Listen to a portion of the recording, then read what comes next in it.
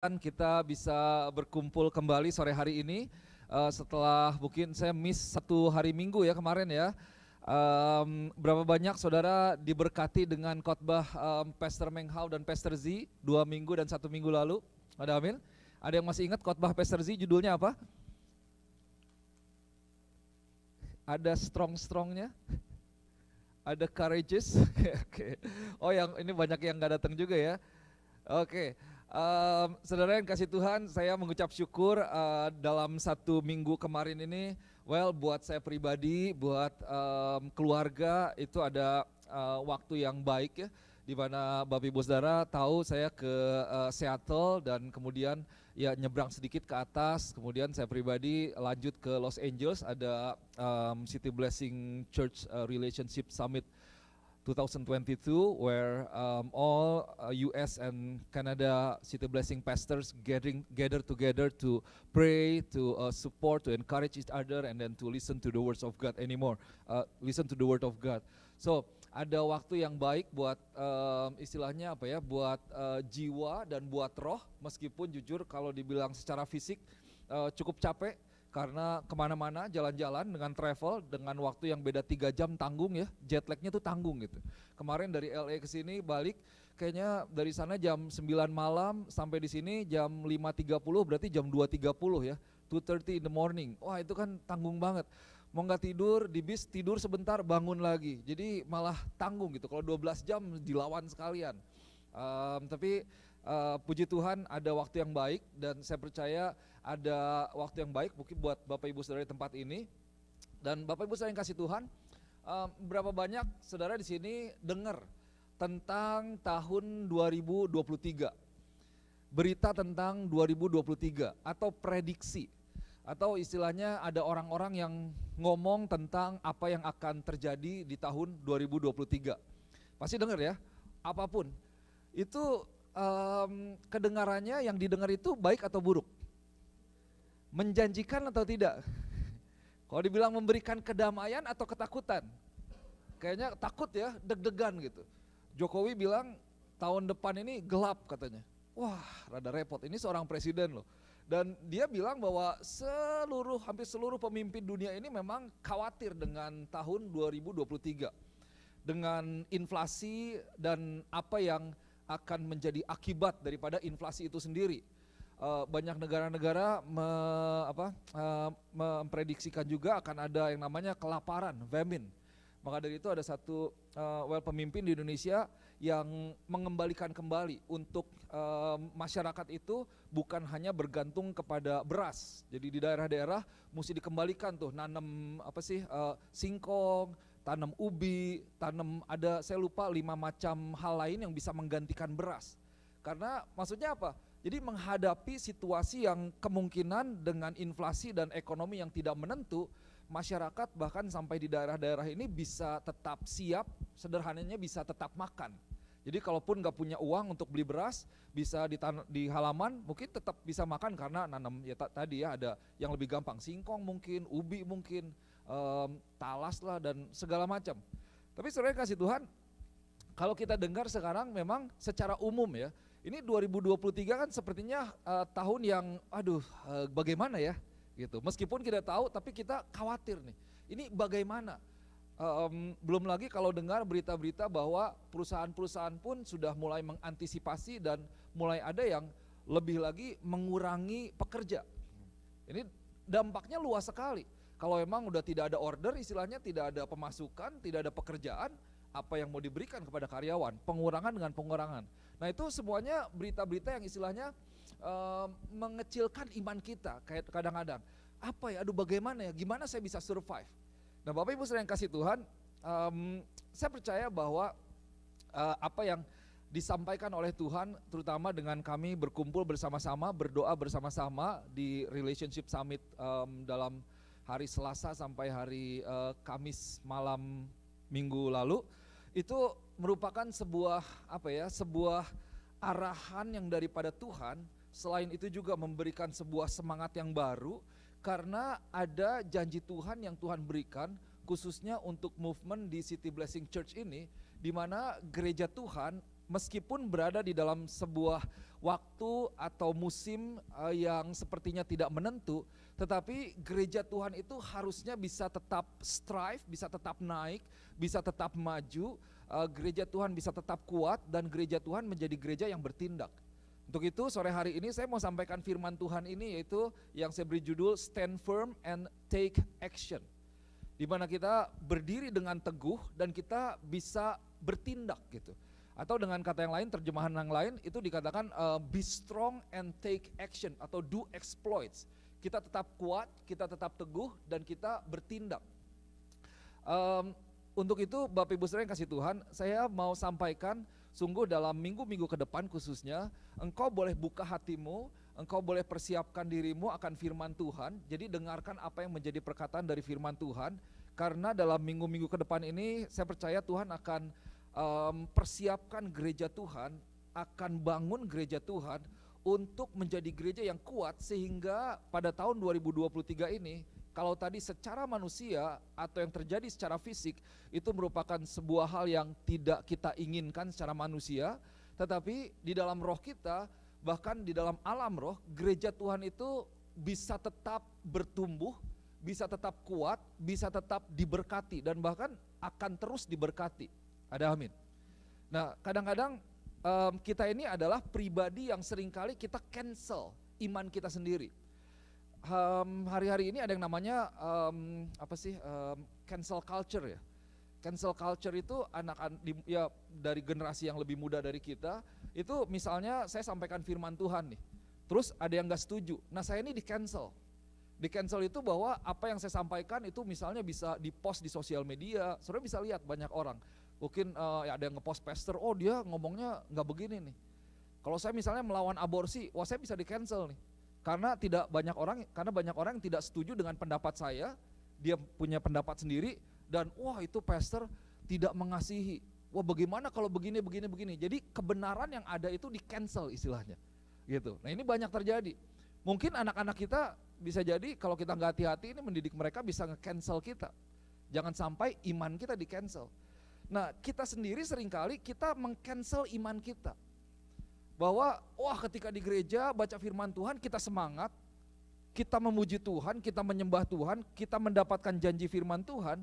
Tetapi ketika kita keluar dari gereja tanpa sadar, kita yang nge-cancel iman kita sendiri, bahwa aduh susah ya, tapi gimana ya. Nah bukan orang lain, tapi diri kita sendiri. Kita mengatakan oh yes, amen terhadap firman Tuhan, tetapi setelah menghadapi hal-hal yang sehari-hari kita nge-cancel.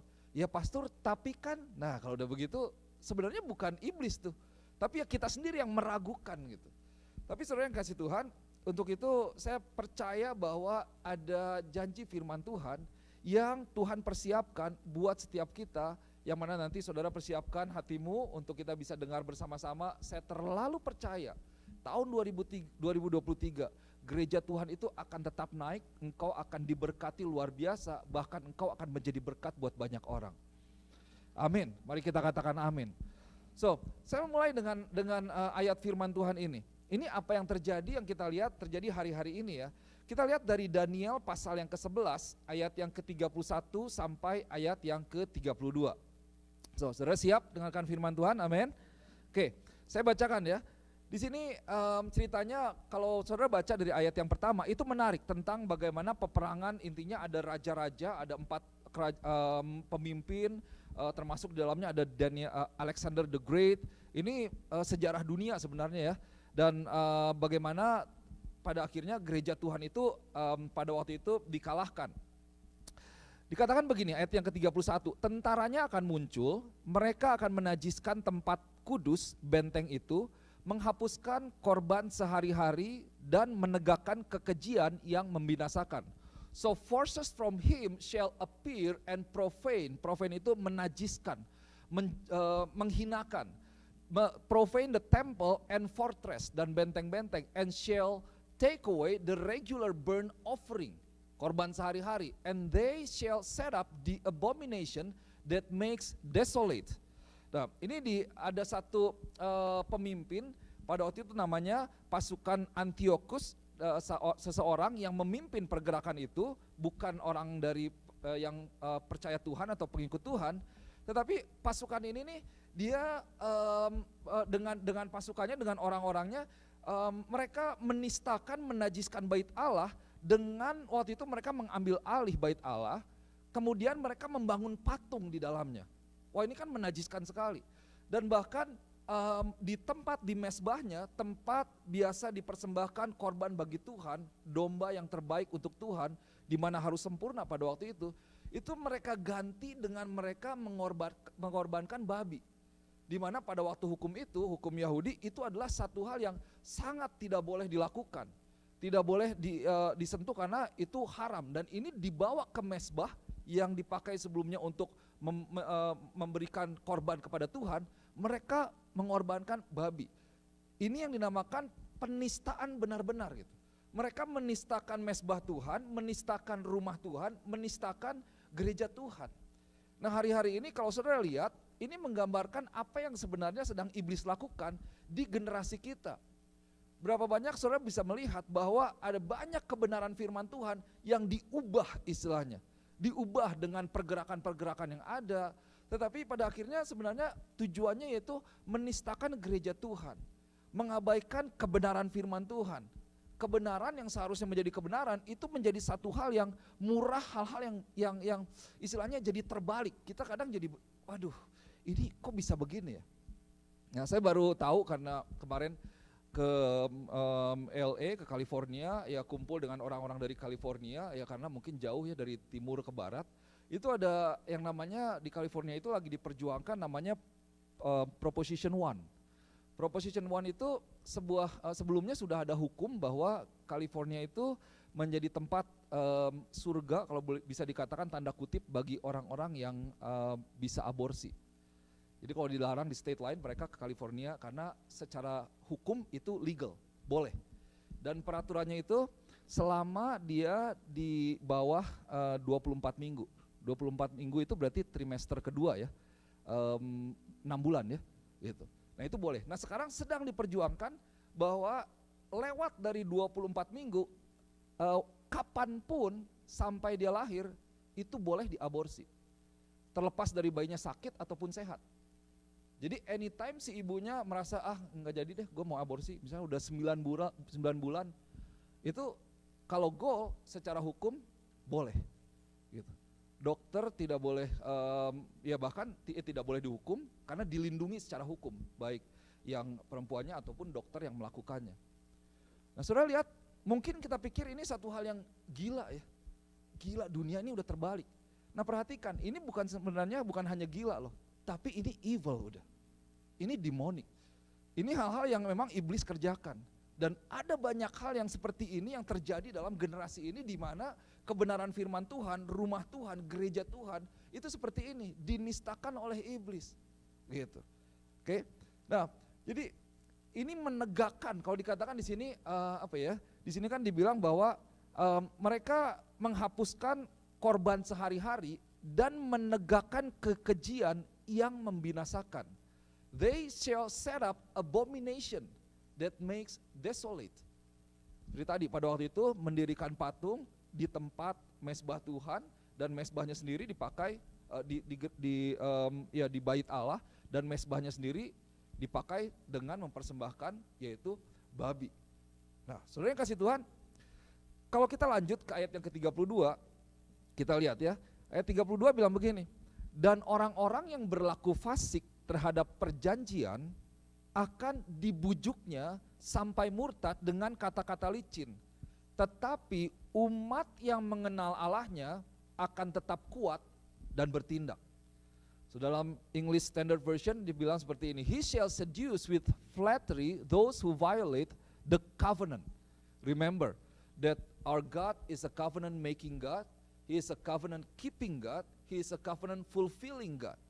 Kalau Tuhan membuat sebuah perjanjian, nah ini yang dipakai dalam pernikahan, jadi bukan kontrak, covenant, perjanjian. Tuhan itu membuat perjanjian, dia mengingat perjanjiannya, dia memegang perjanjiannya, dia memenuhi, menggenapi perjanjiannya. Ada amin. Jadi Tuhan kita ketika dia berjanji, dia akan memenuhinya. Firman Tuhan adalah janji Tuhan buat setiap kita. Janji yang Tuhan berikan buat setiap kita. Percaya, pegang, dan bertindak di dalamnya, itu akan menjadi bagian dari hidup kita.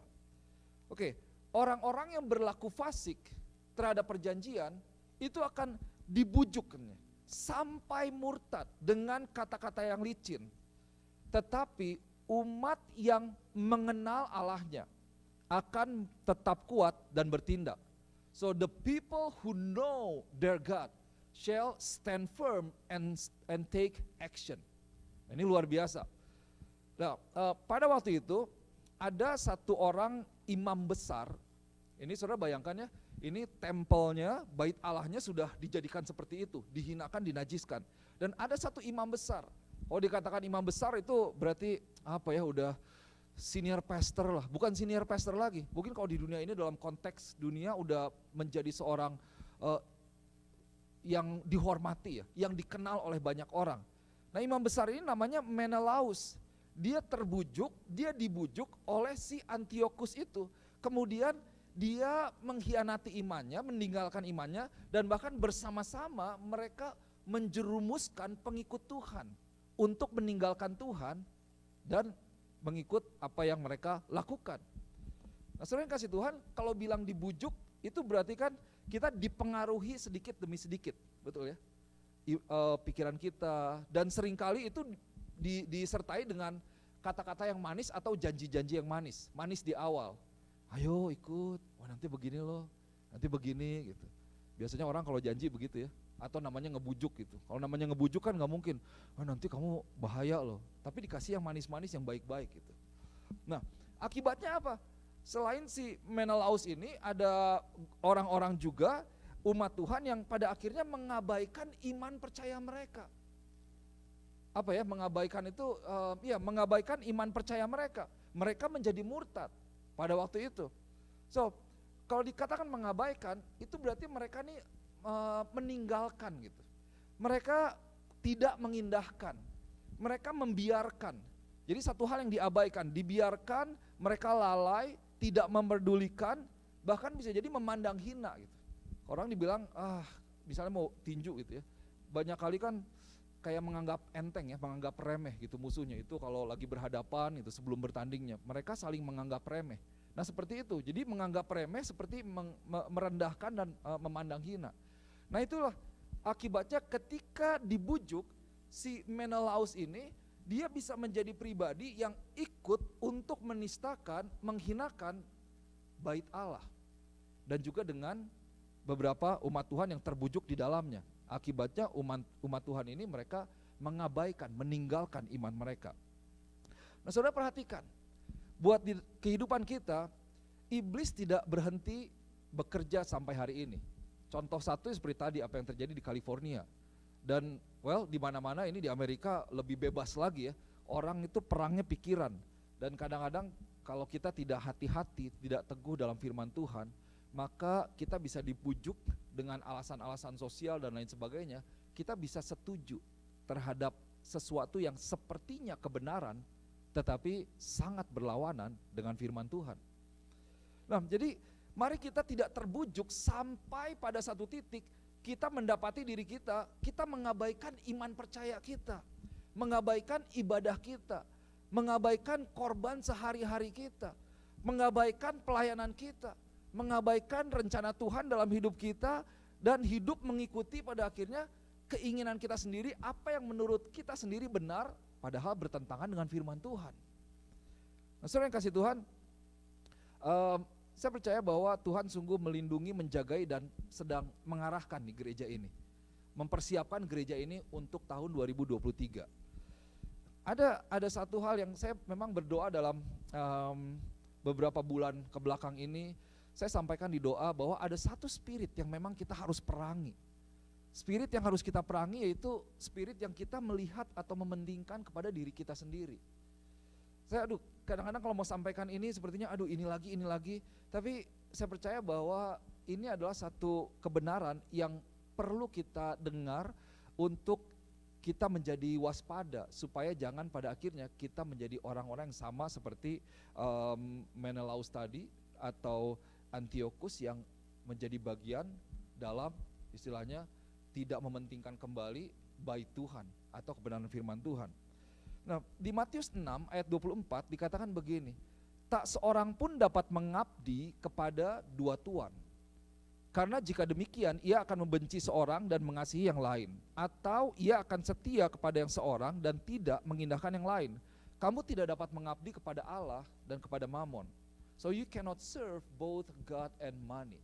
So I want to encourage you to meditate on this word. Renungkan firman Tuhan ini. Jadi ada sebuah peribahasa orang Yahudi, the Jewish proverb, bilang begini, it's not proper for one man to have two governments. Atau dengan kata lain begini, we have not found that any man is fit for two tables. Nggak ada orang yang fit istilahnya untuk berada dalam dua meja, gitu, dalam dua sisi. Atau tidak baik untuk satu orang itu memiliki dua pemerintah. Ya, it's not proper for one man to have two agreements.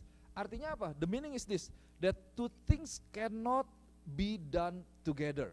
Cannot work together. Dua hal ini adalah hal yang bertentangan dan tidak bisa bersama-sama.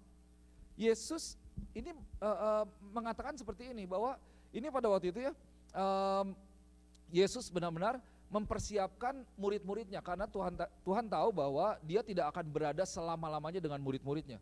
Dia akan meninggalkan murid-muridnya. Murid-muridnya akan berjalan sendiri istilahnya, tanpa Yesus yang secara fisik terus bersama-sama dengan mereka sampai tua. Nah, ini disampaikan oleh Tuhan tentang firman ini, bahwa hati-hati loh, bahwa kita tidak bisa mengabdi kepada dua tuan. That's the fact. Kalau saudara lihat, ini adalah firman yang ditulis dengan huruf dengan warna merah di Alkitab kita, kalau ada yang versi seperti itu. Tapi dikatakan bahwa kita tidak bisa mengabdi kepada dua tuan. Kenapa? Karena di sini dibilang kita akan more loyal to one than to the other. That's the fact.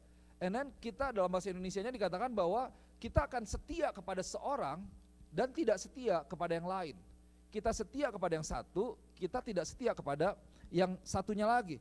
Atau kita akan mengasihi yang lain dan kita akan membenci dengan yang satunya lagi. Nah, saudara yang kasih Tuhan, mengejar yang satu berarti kita meninggalkan yang lain. Fokus kepada yang satu dan kita jadi out of focus kepada yang lain. Bagaimana dengan gairah kita? Gairah kita, kalau kita punya dua tuan, gairahnya pun akan kita berikan kepada yang satu dan kepada yang lain itu akan berbeda, akan turun. Nah, mungkin kita pikir, waduh keras sekali ya Tuhan ya. Atau pastor kok keras sekali ya menyatakan firman Tuhan ini. Saudara yang kasih Tuhan, saya menyampaikan seringkali tentang dengan pastoral yang ada di tempat ini, kita perlu mengerti panggilan kita, bahwa engkau dipanggil untuk berada di tempat di mana engkau berada pada hari ini. Dan lewat apa yang engkau kerjakan, engkau memaksimalkan talentamu untuk menjadi berkat di tempat engkau bekerja, dan Tuhan berkati. Kami doakan Tuhan berkati berlipat kali ganda dengan apa yang kau miliki, supaya lewat kehidupanmu harta bangsa-bangsa itu mengalir dan menjadi berkat buat banyak orang. Tapi sampai di mana batasnya kalau kita tanya, di mana kita menjadi pelayan terhadap Mammon? Karena Yesus kan katakan bahwa kamu nggak bisa melayani dua, kamu nggak bisa melayani Tuhan dan melayani Mammon. Di beberapa terjemahan ini di sini salah satunya dikatakan you cannot serve both God and money.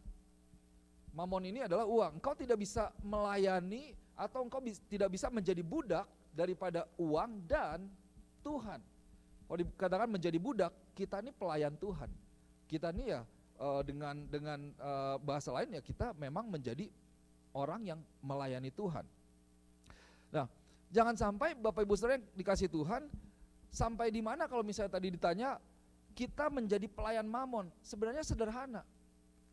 Ketika Mammon menjadi lebih penting daripada Tuhan. Betul? Dan kalau dikatakan sampai di mana kita melayani Tuhan, bukti daripada kita mengasihi Tuhan. Well, ketika Tuhan menjadi lebih penting daripada Mammon. Sama. Kalau Tuhan menjadi lebih penting daripada Mammon, kita memberikan yang terbaik untuk Tuhan, kita melayani Tuhan. Tapi kalau ternyata sebaliknya, berarti kita sudah menjadi pelayan Mammon, di mana kita menganggap bahwa hubungan dengan Tuhan itu menjadi sebuah hal yang casual gitu. Menjadi hal yang biasa-biasa saja. Ya kalau perlu aja deh, kalau biasa aja. Mari coba kita renungkan, kita tanya kepada diri kita sendiri, masih bergairahkah kita di dalam mengikuti Tuhan atau mencari Tuhan? Atau sudah menjadi tidak biasa, menjadi enggak penting gitu. Ya enggak juga enggak apa-apa deh. Bukan satu hal yang dikejar atau diprioritaskan untuk kita beribadah kepada Tuhan, untuk kita melayani Tuhan. Jangan sampai kita terjebak kepada mamon. Kalau dikatakan dalam Daniel tadi, dia akan menghapuskan korban sehari-hari. Korban sehari-hari itu dimulai dari bisa jadi hal yang paling sederhana yang kita korbankan terhadap Tuhan sehari-hari. Waktu saat teduh kita, bagaimana dengan doa kita, bagaimana dengan kita merenungkan firman Tuhan. Ingat bahwa itu pribadi loh, bukan terhadap suami dan istri kita, tapi itu yang menjadi bagian kita. Sekali lagi, umat yang mengenal Allahnya akan kuat dan bertindak. Wah, ini luar biasa. 2023 memang ya scary, it's scary. Maka dari itu kita memang perlu bijak ya. Saya mau encourage, saya mau ingatkan juga sambil mengingatkan diri sendiri tentunya untuk kita bisa lebih bijak dalam menabung gitu ya, dalam mempersiapkan karena kita tidak tahu apa yang terjadi. Tapi di samping itu kita perlu lebih lagi mendekat kepada Tuhan. Well, kalau dikatakan 2023 diprediksi inflasi, ini kan ekonomi ya, keuangan. Berarti kita mesti mempersiapkan keuangan istilahnya. Wah, coba untuk mempersiapkan keuangan sebaik-baiknya, kerja mungkin sebanyak-banyaknya. Well, ya betul kita perlu bijak, kita perlu nabung, kita perlu prioritas dalam keuangan kita perlu set budget dan lain sebagainya. Tetapi Bapak Ibu Saudara yang kasih Tuhan, mari kita ingat bahwa sumber keamanan kita dan keselamatan kita, sudah dengar ya, sumber daripada ketenangan, kedamaian kita bukanlah uang, ada amin, bukan mamon. Sumber sukacita kita, sumber kedamaian kita yaitu Yesus kita sendiri. Yesus yang menjadi sumber daripada segalanya, sumber kehidupan setiap kita. Untuk itu kita perlu mengejar Tuhan, semakin dekat dengan Tuhan, semakin mengenal Tuhan. Karena apa? Orang yang mengenal Tuhan akan kuat dan bertindak. Orang yang mengenal Tuhan akan kuat dan bertindak. Kita kembali ke Daniel 11 ayat 32. Umat yang mengenal Allahnya akan tetap kuat dan akan bertindak. Ini yang mengenal ini bukan hanya tetap kuat loh. Di dalam bahasa Inggrisnya ada dua, shall be strong and firm. Di sini dibilang stand firm, shall stand firm. Jadi kalau dibilang stand firm itu apa ya? Saya keingetan ini tiba-tiba. Saudara udah ada yang nonton Top Gun Maverick? Udah ya, kalau belum nonton yang kedua. Itu keren banget. Jadi diawali, ini yang belum nonton nanti jadi apa? Spoiler jadinya.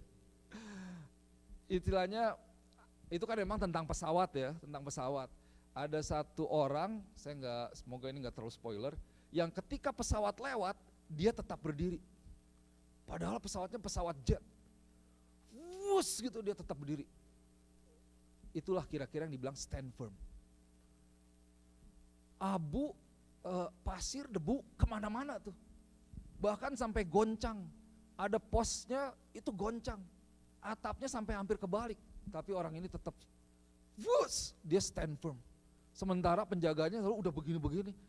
Karena kan kebayang suara keras pesawat, suara jet dan lain sebagainya, dia tetap berdiri. Itu yang dikatakan stand firm. Nah, mungkin apapun bisa terjadi. Apapun dari sejarah dunia ini saudara bisa lihat, bahkan saudara bisa bandingkan. Ada banyak hal yang terjadi di dunia ini dan ini bukan pertama kali. Tentang yang namanya kalau dibilang goncangan. Tetapi kembali, orang atau umat yang mengenal Allahnya, people who know their God shall stand firm. Katakan amin. Saudara, mungkin di dalam kehidupanmu engkau bahkan saat ini sudah mengalami yang namanya goncangan. Ada goncangan di dalam hubungan, ada goncangan di dalam keluarga, ada goncangan mungkin di dalam keuangan, ada goncangan dalam hubungan suami istri misalnya atau dengan anak. Ada banyak goncangan yang sepertinya menggoncang iman kita. Tapi bagaimana kita bisa tetap kuat di dalam Tuhan, bagaimana kita bisa melalui semuanya, ya ini kuncinya. Kita perlu mengenal Tuhan dalam hidup kita. Ada amin. Kenapa? Karena itu yang menjadi kunci. Kita tidak bisa bergantung kepada hal-hal yang bisa hilang. Saudara tahu, berapapun kau memiliki kekayaanmu, itu bisa hilang loh. Apakah engkau bergantung kepada apa yang kau punya? Atau apakah engkau bergantung kepada feeling? Apakah engkau bergantung kepada orang-orang yang ada di sekitarmu? Oh tenang, saya punya anak kok, anak saya oke, nanti juga dia bisa tolong. Atau saya punya saudara, dan seterusnya dan seterusnya. Tapi firman Tuhan katakan, hari ini mengingatkan kita, umat yang mengenal Allahnya akan tetap kuat dan tetap bertindak. Bukan hanya dia tetap kuat, stand firm, even in the midst of challenges, they will take action. They will not just be in a stagnant position, but they will thrive. They will become a blessing for so many people. Saya berdoa ini tempat gereja, kalau kita berdoa dalam doa hari Rabu, kita doakan. Ini menjadi gereja yang menjadi tempat pelatihan seperti sekolah ya, orang dididik. Tempat seperti barak tentara, orang dilatih, dipersiapkan. Tempat menjadi seperti rumah sakit, di mana orang sakit, orang yang luka datang, mereka disembuhkan karena Yesus, dan kemudian orang bisa diutus. Dan ini menjadi tempat seperti rumah makan istilahnya, rumah makan di mana orang dikenyangkan, orang dipuaskan. Nah itu yang harus menjadi doa kita bersama-sama, kita sebagai gereja Tuhan bersama-sama mengambil bagian. Nah, saudara, kalau dikatakan di sini, the people who know their God, umat yang mengenal Allahnya. Nah mengenal ini ternyata bukan hanya berhenti kepada sekedar profes. Kalau dibilang bahasa Inggrisnya ada yang namanya profes, kita mengakui. Kamu mengakui Yesus sebagai juru selamat? Iya, mengaku. Dalam iman percaya kita itu waktu kita lahir baru. Kemudian kita mengikuti Tuhan, we follow Jesus. Oke, kita ikut dengan setiap ibadah dan yang lain sebagainya.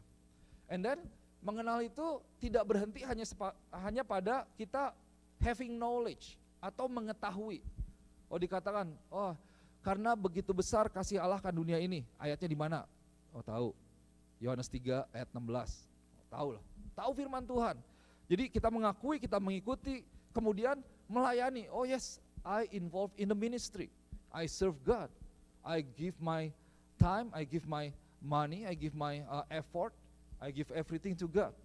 Tapi tidak hanya berhenti di situ saja.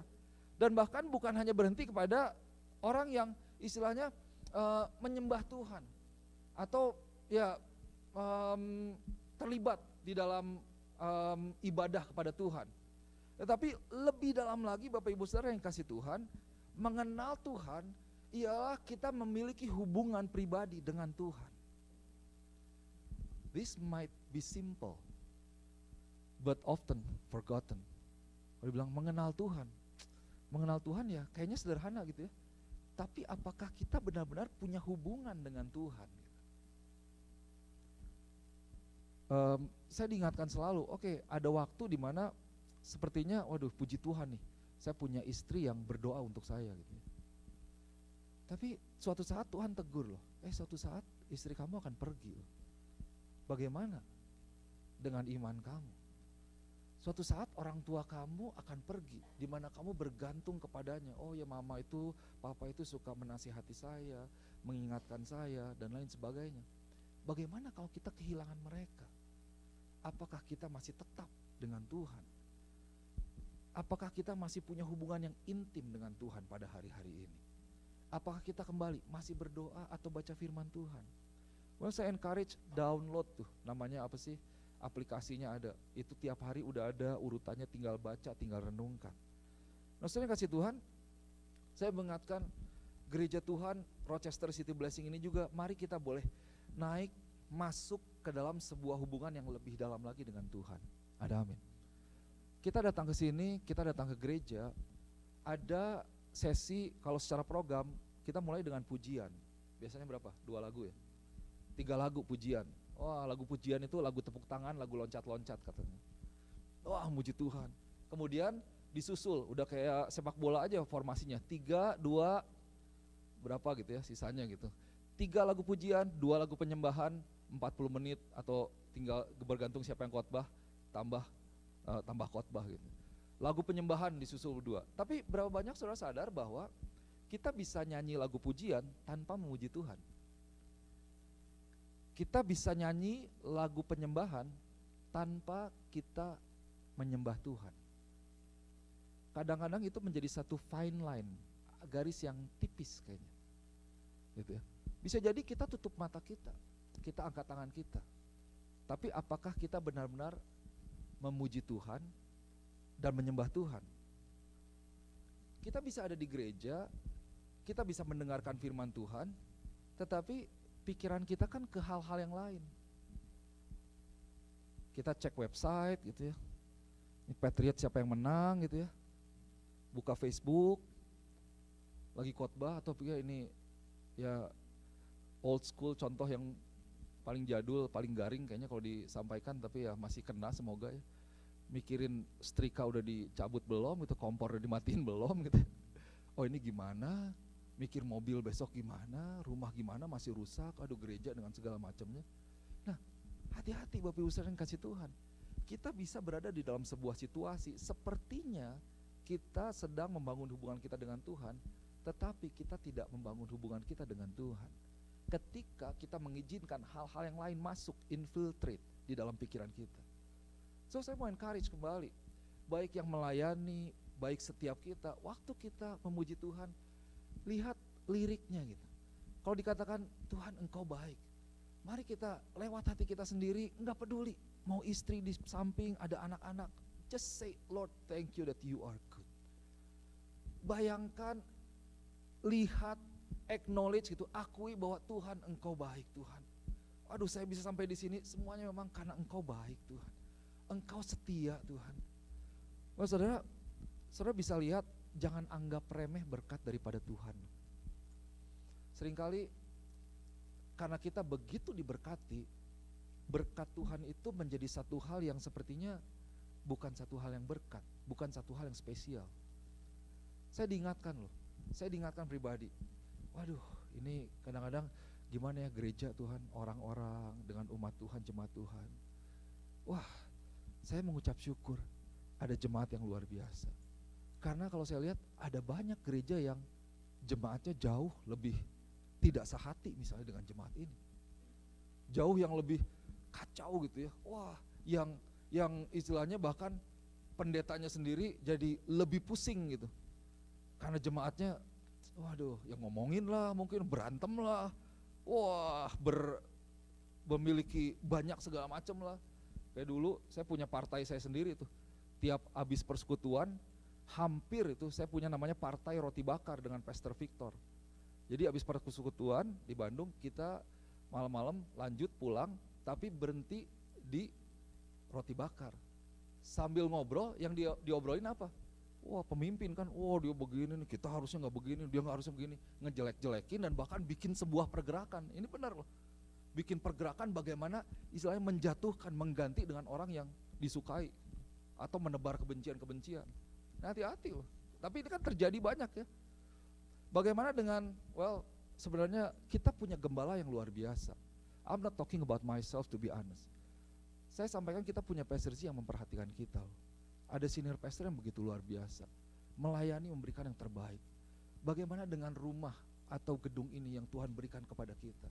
Mungkin kita take it for granted, but yet so many people are praying for the blessings that we have right now. Saudara sadar gak? Banyak orang berdoa untuk memiliki, untuk menerima berkat yang kita miliki, yang kita terima. Ini bukan hanya dalam konteks gereja, dalam konteks kehidupan kita sehari-hari. Apapun yang kita miliki, pekerjaan, kepemilikan, kehidupan, kesehatan, mungkin dalam hal rohani, ya pendeta, rumah Tuhan dan lain sebagainya. Banyak orang yang berdoa untuk memiliki apa yang kita miliki sekarang. Tapi kalau kita tidak mengucap syukur, kita tidak sadari bahwa semuanya itu adalah kemurahan Tuhan, kesetiaan Tuhan, kita akan anggap itu hal yang biasa-biasa saja. Sehingga ketika kita mau menyembah Tuhan, Tuhan engkau setia, kita gak merasakan lagi Tuhan setia. Engkau baik, itu hanya menjadi sebuah kata-kata yang biasa. Tapi kalau kita kenal, kita tahu apa yang Tuhan kerjakan dalam hidup kita, aduh, kayaknya jujur saya gak tahan tuh untuk gak ngangkat tangan saya gitu. Tuhan, aku menyembah engkau Tuhan. Gak bisa kayaknya menyembah Tuhan, Tuhan engkau, waduh ini kan dalam sikap tubuh nih sikap yang anti. Dalam bahasa tubuh kalau dipelajari orang yang begini tuh kayaknya di opposite gitu. Tapi aduh kayaknya gak tahan gitu. Untuk Tuhan terima kasih Tuhan. Bagaimana engkau berterima kasih kepada orang yang luar biasa yang telah menolong engkau, mengangkat engkau dari lumpur. Bahkan kalau kita ketemu dengan orang-orang, saya pulang ke Bandung, saya ketemu, aduh thank you loh, udah ajakin saya persekutuan pada waktu itu. Kalau saya gak diajak persekutuan, belum tentu saya ada di sini hari ini. Saya berterima kasih, saya mengatakan, confess. Dan dalam konteks pujian penyembahan, saya mengangkat tangan saya bahwa Tuhan ini bukan orang-orang yang ada di belakang saya gak peduli. Aduh ya kecuali udah sampai pegel banget gitu, turunin sebentar gitu. Tapi intinya bukan masalah kita harus angkat tangan, tapi sikap hati kita. Dan ketika kita punya sikap hati yang benar-benar menyadari, aduh Tuhan engkau luar biasa, maka ekspresi yang di luar itu akan berbeda. Nah saudara yang kasih Tuhan, mari kita persiapkan diri kita lebih lagi. Kita kenal Tuhan, karena itu yang menjadi kunci. Umat yang mengenal Allahnya akan menjadi umat yang kuat dan bertindak. Nah Yesus dia mempersiapkan murid-muridnya supaya dapat survive kembali. Dia tahu bahwa dia tidak bisa berada bersama-sama dengan murid-muridnya. Untuk itu Yohanes 15 ayat 1 sampai 8, Yesus katakan begini, saya bacakan buat Bapak Ibu Saudara ya. Di depan ada ayat yang kelima. Akulah pokok anggur yang benar dan Bapakkulah pengusahanya. Setiap ranting padaku yang tidak berbuah dipotongnya, dan setiap ranting yang berbuah dibersihkannya supaya ia lebih banyak berbuah. Kamu memang sudah bersih karena firman Tuhan telah kukatakan kepadamu. Tinggallah di dalam aku dan aku di dalam kamu, sama seperti ranting tidak dapat berbuah dari dirinya sendiri kalau ia tidak tinggal pada pokok anggur. Demikian juga kamu tidak berbuah jikalau kamu tidak tinggal di dalam aku. Akulah pokok anggur dan kamulah ranting-rantingnya. Barang siapa tinggal di dalam aku dan aku di dalam dia, ia berbuah banyak. Sebab di luar aku kamu tidak dapat berbuat apa-apa. Barang siapa tidak tinggal di dalam aku, ia dibuang keluar seperti ranting dan menjadi kering. Kemudian dikumpulkan orang dan dicampakkan ke dalam api lalu dibakar. Jikalau kamu tinggal di dalam aku dan firmanku tinggal di dalam kamu, mintalah apa saja yang kamu kehendaki dan kamu akan menerimanya. Dalam hal inilah Bapakku dipermuliakan, yaitu jika kamu berbuah banyak, dan dengan demikian kamu adalah murid-muridku. So ayat yang kelima dibilang gini, I am the vine, akulah pokok anggur. You are the branches, engkau adalah ranting-rantingnya. He who abides, he who remains in me, yang tinggal di dalam aku dan aku di dalam dia, and I in him bears much fruit. So, and then Jesus said, for without me you can do nothing. Bahwa di luar aku kamu tidak dapat melakukan apa-apa. Nah, saudara, ternyata menarik bahwa Yesus tahu dia akan kembali ke sorga, dia meninggalkan murid-muridnya, dan juga pribadi Yesus sendiri secara fisik kan tidak bisa bersama-sama dengan kita gitu. Nah Yesus memakai sebuah perumpamaan yang dengan gambar gitu, dengan picture, jadi gampang untuk diingat. Ada pelajaran bahasa Inggris itu belajarnya lewat gambar, kadang-kadang gambar lebih gampang diingat ya gitu. Nah Tuhan kasih perumpamaan ini tentang pokok anggur, bahwa kamu tinggal, kalau pokoknya rantingnya terlepas, saya sering sampaikan bahwa tidak ada nutrisi, tidak ada kehidupan, dan lebih lagi tidak ada buah di dalamnya. So yang paling penting itu apa? Jangan sampai kita terputus dengan sumber, yaitu Yesus sendiri. Don't be cut off from Jesus. Stay connected to the source. Tetap berhubungan dengan sumber kita. Jangan sampai kita terputus dengan sumber, yaitu sumber kehidupan itu sendiri. Karena lewat sumber itu kita bisa mendapatkan semuanya. Tuhan bisa memperlengkapi dengan semuanya. Berdoa, maka itu akan diberikan kepadamu. Tetapi di luar aku, firman Tuhan katakan, kamu tidak dapat berbuat apa-apa. Well, saudara, mari kita lihat seperti ini. Oke, secara manusia, sepertinya 2023 kembali gimana ya dengan inflasi dan lain sebagainya. Tapi ketika saya renungkan firman Tuhan, Tuhan, saya merasakan sukacita, saya merasakan kedamaian dan ketenangan. Kenapa? Karena saya tahu, selama saya berada dengan Tuhan, saya tidak akan pernah kekurangan yang namanya nutrisi. Ada amin. Selama engkau berhubungan dengan Tuhan, connected with the source,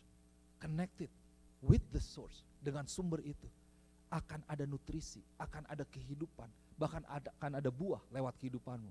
Kalau dibilang buah, itu bukan hanya cukup loh, tapi ada satu hal yang bisa kita berikan kepada orang lain, yang memberkati orang lain. Itu yang menjadi janji firman Tuhan. Umat yang mengenal Allahnya akan tetap kuat dan bertindak. So Jesus is the source.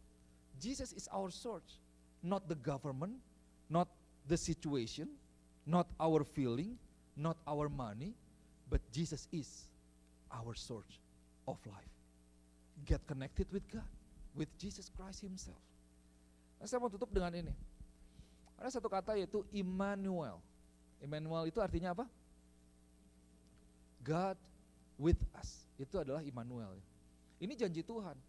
Aku akan menyertai kamu. Oke, Yesusnya naik ke sorga. Tapi waktu Yesus naik ke sorga, Dia menjanjikan, aku akan memberikan Roh Kudusku kepada kamu. Berarti Tuhan lewat Roh Kudusnya itu beserta dengan kita dari sekarang sampai selama-lamanya. Tuhan tidak meninggalkan kita. Tapi saudara, pertanyaannya sebenarnya yang lebih penting itu bukan Tuhan beserta kita atau tidak, karena sudah jelas Tuhan beserta kita. God is with us. Kalau dengar ini senang nggak? Senang dong ya. Bagus nggak? Bagus tentunya. Karena ini adalah kebenaran. It is the truth that God with us. Tetapi saudara, Tuhan beserta kita itu berbeda dengan apakah kita beserta dengan Tuhan. Tuhan beserta kita, tapi apakah kita beserta dengan Tuhan? Ini berbicara bukan hanya kita secara fisik nih, berada bersama-sama dengan Yesus. Ada waktu di mana murid-murid Tuhan berjalan di Emmaus, mereka nggak sadar akan keberadaan Tuhan. Secara fisik mungkin Tuhan berada bersama dengan mereka, tapi hati mereka itu tidak satu dengan Tuhan. Pikiran mereka tidak satu dengan Tuhan, dengan tujuan yang daripada Tuhan, dengan kebenaran firman Tuhan. So pertanyaannya, apakah kita juga beserta dengan Tuhan? So that's the question. Apakah kita berhubungan dengan Tuhan? Remember, kita bisa melakukan yang namanya we can still do religion without relationship. Betul? Kita masih bisa beragama tanpa adanya hubungan. Religion, which is Christian, is religion without relationship with God. Orang bisa kok melayani Tuhan tanpa serius punya hubungan dengan Tuhan. Well, we can still do ministry without mission. We can still be involved in the ministry without the purpose of God, without knowing even what we are here right now, what we are here for. Or we can still have activity without the essence. Kita bisa ada di gereja, bisa ada di carousel, bahkan kita bisa ikut baca firman Tuhan, tapi esensinya apa? Kita nggak dapetin tuh. Bahwa waktu memuji itu kita mengagungkan Tuhan. Waktu kita menyembah, itu namanya menyembah itu ya, itu kan berarti hormat gitu ya. Aduh, menyembah ini ada Tuhan, Raja segala raja. Kalau kita ketemu dengan pejabat aja kita nunduk gitu, kita menghormati. Bagaimana ketika kita ketemu Tuhan? Tuhan, Kau luar biasa, aduh Tuhan, Kau besar sekali, ajaib Tuhan. Kita menyembah muji Tuhan. Jadi saudara, Bapak Ibu saya yang kasih Tuhan, memang kita nggak ignore nih tentang apa yang banyak diprediksi oleh banyak orang, kepala negara dan lain sebagainya, tentang inflasi, kelaparan dan lain sebagainya. Tetapi pertanyaannya, apa yang membuat kita tenang hari-hari ini? Apa yang membuat engkau tenang? Apakah karena mungkin 4 digit, 5 digit, 6 digit yang ada di bank accountmu? I will survive, that's okay. Gitu. Apakah begitu bonafit perusahaan yang engkau ada? Enggak akan. Butuh kok, saya enggak akan di lay off kok. Anything can happen. Tetapi biarlah Tuhan dengan keberadaannya, Tuhan dengan janji-janjinya, itu yang menjadi sumber daripada keamanan kita, menjadi ketenangan kita. So kenali Tuhan, bangun terus hubungan kita dengan Tuhan, jadi kuat, berdiri tegak, dan melakukan sesuatu untuk Tuhan. Saya mau tutup dengan satu ilustrasi ini. Ke depan kita akan lihat, kita akan belajar apa yang Tuhan sampaikan untuk jemaat ini ya. Saya akan masuk lebih dalam lagi, ini introduction. Tapi ada janji Tuhan, apa yang Tuhan sampaikan khususnya buat buat setiap kita di tempat ini, Rochester, Boston, New England City Blessing Church, and for City Blessing movement ya. Kita kan tahu bahwa kita saat ini itu ditentukan atau terbentuk dari masa lalu kita, bilang gitu ya. 70% diri kita itu dibentuk dari masa lalu kita gitu. Di dalam Tuhan bisa kerjakan kebaikan, di mana Tuhan bisa balikan. Tapi intinya begini, ini agak konseptual tapi saudara perlu mengerti. Waktu kita di sini, orang bilang ya karena apa yang kita alami di masa lalu. Jadi masa lalu menentukan bagaimana kita hari ini. Bisa dapetin yang pertama ya. Masa lalu membuat kita hari ini. Bagaimana kalau kita balik? Jadi kan masa lalu, sekali lagi, masa lalu membuat saya seperti ini. Apa yang saya alami waktu kecil membuat saya bertindak seperti ini. Saya berkata-kata, ya abis kebiasaan sih dari dulu udah biasanya begitu, lingkungannya seperti itu gitu. Jadi ngomongnya begini, sikapnya begini, yang jelek terutama, kecuali kita berada di dalam Tuhan, Tuhan bisa ubahkan. Oke, masa lalu membuat kita seperti ini, menjadi seperti ini, dengan segala keberadaannya. Bagaimana kalau masa depan menentukan sikap kita hari ini? Ini agak bingung kayaknya. Bukan apa yang kita lakukan sekarang, ya betul apa yang kita lakukan sekarang menentukan masa depan kita. Tetapi bagaimana the future determine our action today. It's as simple as that. Bahwa masa depan menentukan apa yang kita lakukan saat ini. Saya mau masuk. Bagaimana masa depan kita di hadapan Tuhan? Bagaimana masa depan kita sesuai dengan kebenaran firman Tuhan? Masa depan yang penuh dengan harapan, masa depan yang penuh dengan damai sejahtera. Bukan masa depan yang jelek, bukan masa depan yang buruk. Jadi saudara, ada masa depan yang baik yang Tuhan siapkan buat kita. Sehingga mengetahui ada masa depan yang baik, ada janji Tuhan yang baik. Remember, jangan cancel our own faith, oke? Jangan cancel sendiri dengan mengabaikan, menghinakan firman Tuhan atau meniadakan janji firman Tuhan, karena janji itu ada, janji itu ya dan amin, dan janji Tuhan itu baik. Tuhan berjanji yang luar biasa. Ini tidak bergantung kepada situasi, tidak bergantung kepada apa yang orang lain katakan. Well, situasi bisa tetap buruk, tetapi ada janji Tuhan yang luar biasa. Dan biarlah janji Tuhan di depan itu menentukan sikap kita sekarang. Jadi kita berjalan, kita menyambut nih janji Tuhan. So, saudara kasih Tuhan, well orang bisa bilang apa aja nih 2023 nih. Kayaknya jelek dan segala macam, tapi saya memutuskan untuk percaya kepada janji firman Tuhan. Karena Tuhan berjanji akan memberkati kita. Di tengah-tengah kekeringan, Tuhan bisa membuat sungai yang penuh mengalir dengan air. Di tengah-tengah kekeringan, Tuhan bisa menumbuhkan pohon-pohon yang baru. Air yang mengalir di sungai belantara, jalan yang bisa terbuka, pintu yang bisa terbuka di tengah-tengah ketidakmungkinan. Ada yang mau percaya? Katakan amin. So, umat yang mengenal Allahnya akan menjadi umat yang kuat dan bertindak. So, saya mau encourage, mari kita lebih lagi kejar hubungan kita dengan Tuhan. Kita boleh intim dengan Tuhan pribadi, secara pribadi. Saya percaya engkau akan menjadi pribadi yang luar biasa. Dan bahkan gereja Tuhan, ini masanya di tengah-tengah kegelapan, sinar semakin terang. Kenapa Tuhan kirimkan gerejanya? Karena justru gereja Tuhan memegang peranan penting. Ketika dunia gelap, di sanalah fungsi daripada gereja Tuhan untuk memberikan pengharapan kepada dunia. Engkau dan setiap kita. Mari kita berdoa. Bapa, di dalam nama Tuhan Yesus, hamba berdoa buat firman Tuhan yang sudah disampaikan